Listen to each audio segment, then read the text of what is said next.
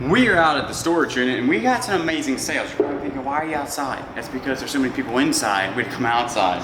But we have some awesome sales. This type of sales that we like, right?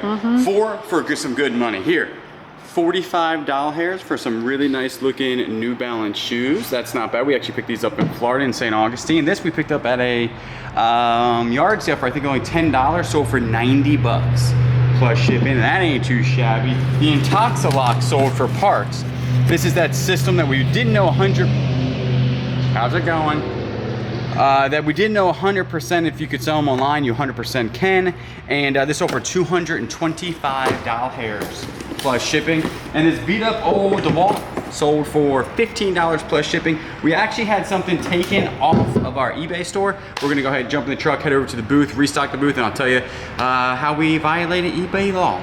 Back in the truck and heading to the booth like I just said, but we don't have a lot of things that are ever pulled off of eBay, like ever, because we basically know the rules on eBay, kinda. But if y'all remember, I had a Total Recall knife that was actually one that you kind of gripped like this and had I'll put up a picture of it. And when I looked it up, I was like, dude, the sell-through rate on these things are phenomenal because none listed, 2 sold, and they all sold. One sold for 150 bucks, one sold for 75 bucks. So I listed mine for like 90 bucks. I get an offer for 50, and I was like, absolutely. So I went to take it, wouldn't let me like complete the offer. So I was like, that's really weird. Then I get an email that it was against eBay law, basically. It was considered a push knife because I guess your fingers went around the knife and it would be more of a dagger, but yet daggers are allowed. And then what happens is they sent me a big list of knives that could not be sold on eBay. Because you can't have any type of, I did know that you can't have assisted blades, you can't have any type of switch blades, you can't have a butterfly knife sold on eBay. But the dagger, I've sold a dagger before and they didn't say anything about it. So now I don't know what to do with the knife because we can't sell it. It said it was because some states, they're illegal to own. Now in South Carolina, they're not illegal to own. So I guess we could sell it in our booth, right? Because in South Carolina, you can't have a push knife. It's not illegal. So, but just know that, you know, that even happens. Don't get alarmed. But the biggest thing is, when it comes to this, don't try to skirt the system. Don't try to put it as a different type of knife or a fillet knife or anything like that. Once it's taken off of eBay, heed their warning. Do not put it back on eBay and just say, you know what, I'll try to sell it a different way. And probably I wouldn't even try to sell it on a platform. I wouldn't try to sell it on Facebook or Mercari or anything like that because most likely it's banned on there too. So try to sell it locally. It's a cool knife. It's actually vintage. It's actually from the movie Total Recall, which is pretty neat. As you can tell behind us, we got Joseph and we have some other things that are heading into the booth because we have been selling out on the thing. You're looking good. Everybody's staring at you because I'm filming you with this gigantic camera. Doing good, doing good. We are inside. Man, check this out. We have a ton of stuff that's sold. What was that big thing right there that's sold in the middle? Right here. Yeah. We'll have to look at the picture, but we found a ton of stuff sold. We'll go ahead and actually we're putting some golf clubs in here, the KitchenAid, the motorcycles, and some plushes, and then that tree we picked up from, was that St. Augustine? So this thing, I'm telling you, this place has been selling out. Look how cute Piglet is. Look, our little plush guys are starting. I'm telling you, you really filled this up. I think we actually sold one mug up there. We are basically out of merch in the booth at this point. But it is starting to fill up, and if you want, we have a super good deal on the old KitchenAid 6-quart Professional. Only 150 bucks, brand spanking new. We are at our storage unit, and we don't have many sales. We only had 2 sales, a pair of shoes and a pair of hoses. It's kind of weird, but that's what's sold. Maybe it's the drones people were getting scared because they're actually face hoses. I don't even want to talk about it. Like a snorkel. She's really scared about the drones in New Jersey. We also had one in Horry County. Multiple. So, but what we're doing right now, we're actually getting ready for a gigantic show when it comes to whatnot. Like we told you before, and we weren't kidding, we're selling everything. We are selling hopefully a good portion of the stuff in here. Our last show and whatnot's gonna be July, I'm stepping ahead in the game. It's gonna be December 21st at 6 p.m.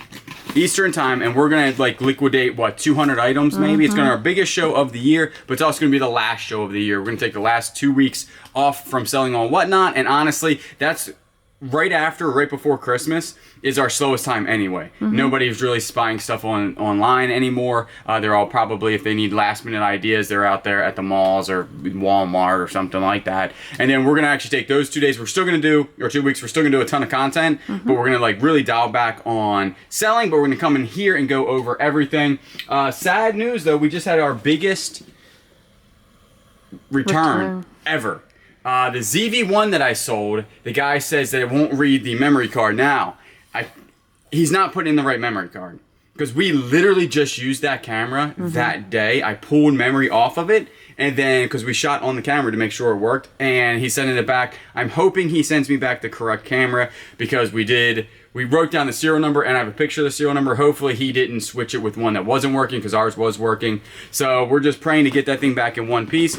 Now we can, if it is not, we will do an actual, like, open up a case on it. Usually we just eat it and bite the bullet type of deal, but that's our biggest return ever. It was like $207 plus shipping on that one. He says it's not working. I'm telling you right now, it was working.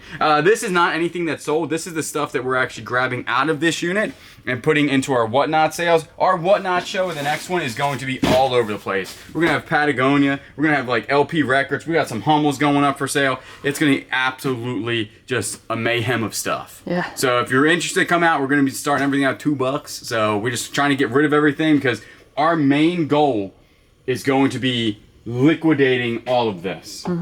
You know, keeping the good stuff obviously, but selling off the stuff. Even next year when it comes into like the boat to tow, guess what? She's going on Whatnot. She hasn't sold in a while. We would really like a turnover of like a year. I know a lot of people say 6 months or something like that. If it doesn't sell, get rid of it. A year we would be happy with, but some of the stuff in here we've had for years and years and years and years. And we need some space, because we really need to buy some bigger storage units to get better inventory coming in. So with that being said, we're gonna go ahead and put this stuff in the cart and maybe answer some questions and answers. What did we just find? We found like a ton of pocketbooks that we didn't even know we had. See, this is why our systems, okay, well this just, thank you, Lord, for putting pocketbooks in here. This is the rest of the pocketbooks that we didn't sell last time. Right. So all of this stuff will be on our Whatnot. We're taking all this stuff home. Look, we got the sack, we got this. Coach. That's all this is Michael Coach right Kors. here. This one, I think, one of these was no, I think, look, we have tons of Coach stuff in here. Yeah. All right, that just made it a lot easier, didn't it? Yeah. We'll clean these bad boys up. All this stuff's gonna be in our last Whatnot. We got Dooney and Burke in there. Awesome, awesome stuff. We're out at the storage unit right now, but we're also, check it out. We're in your Jeep, right? We are. It has been, one of the reason why it took a week was because one of the parts was bad, but we're gonna peek under the Jeep real quick to see if it's actually leaking oil. We don't know yet, this first drive. It does have oil pressure at 30 pounds PSI. That's about normal for this 3.6 Pentastar. So I don't think it's actually leaking. It leaked a ton of oil out. Also, I did the spark plugs, and this thing sounds like brand spanking new. It was having like a pretty nasty sound to it, almost like a tractor. But right now, changed the oil, spark plugs, did everything. Let's take a peek underneath of it. Is it leaking oil?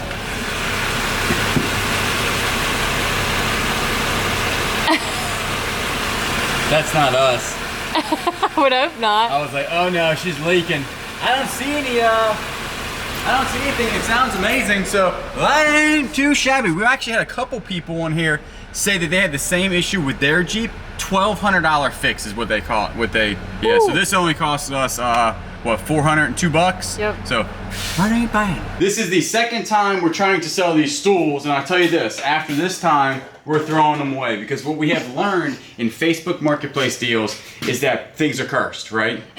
We know this for a fact, that there are certain items that are cursed. That's why I'm standing next to the stools, is because this is our second ghost, it looks like. The person said they were gonna go ahead and, you know, be here at 4. Be here at 4, they haven't read your messages, it's past 4 o'clock. We're here, they're not here, we're staring at the stools, they're done. You're TikTok, you're out. We can donate them to Goodwill. Yeah, we'll do something with them. Right or here, Salvation Army. Yeah, something. I mean, but we're not selling them anymore because some things are just cursed. Some things, people come and pick them up. The thing is that these, how much you selling them for? $45. See, that's not enough for somebody to be like really motivated to pick them up, right? Because if like, whenever the person says, okay, I'll pick this up for like a super good deal at $300, they'll definitely show up. We still haven't been able to sell the Ashley furniture stuff. We were really hoping like it would already be gone. Yeah. It needs to be gone, I'll tell you that, because it's taking up all this space. This is why we don't keep furniture. A lot of people in our storage unit videos always ask, well, how come you don't keep all the furniture? What do you do with it? A lot of times we donate it as fast as we can or give it away for free is because of this. I mean, this is a huge amount of furniture that is still here with us. So what we're gonna do is go to wait, give this guy 10 minutes, 20 minutes if he doesn't come, and we're out of here. We do have a whole bunch of stuff that's going in the booth. Are those full of stuff? Because we're looking for whatnot stuff still. I don't think so. These are all empty. I think the bottom one might have some stuff in it. The bottom of one? course. That sounds about right. But other than that, we are really, what we wanted to do, we are low on inventory, ready to buy a whole bunch of storage units coming up. I know a lot of people watched that last storage unit when we gave everything back to the vendors or the people that actually owned it. We had mixed reviews. 90% of people said we did the right thing. 10% of the people said we were idiots. What you have to understand is that a lot of people didn't understand that you can't sell that stuff. Like, it's not like you can't. You would literally, it would fill up this entire thing, wasn't it? It was a 10 by 10 full. But what, we would sell one on eBay a year, and it would take us 50,000 years to sell everything, and then you're not gonna be able to sell the banners. So the right thing to do was give everything back to the company. We got our money back, plus the amount of money we did for the month. Extra rental, so it was no skin off our back. We made a YouTube video about it, and that ain't too shabby, you know what I'm saying? So what we're gonna do is pick some stuff up for eBay, and then go home. We're gonna list some stuff. It is Friday. When is the company Christmas party? I thought it was tonight, but apparently not. We gotta work. We gotta get some videos out. We got a lot of videoing to do, so probably not tonight, but maybe we'll have the Bearded Thrift Machines. At least gotta throw a Christmas party. Just me, you, and Willow. We gotta do something for it. Back in the storage unit, like we just were, we had some sales. $80 for a pair of Foamside Nike Foamposites. I call them Foamsides. It's not exactly what they're called.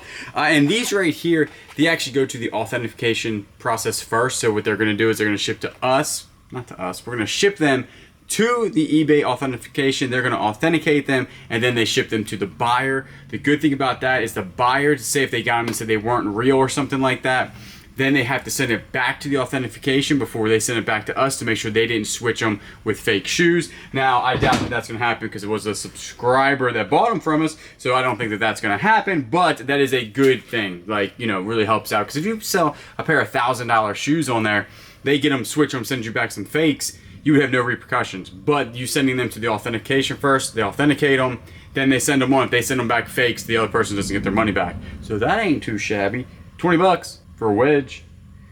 $50 for all those hoses that I was talking about earlier. There's 27 hoses in here. This came out of the fireman lot, and then also these right here came out of the last storage unit that we did, and they sold for $40 plus shipping. We're in the Jeep, as you can tell, riding like a dream. We'll see. We actually have to take it on a road trip because it's still leaking oil, like I think residual, so we're gonna burn it off and everything like that.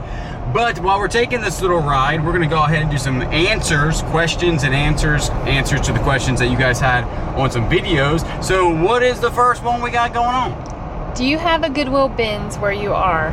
They are the bomb in the West US.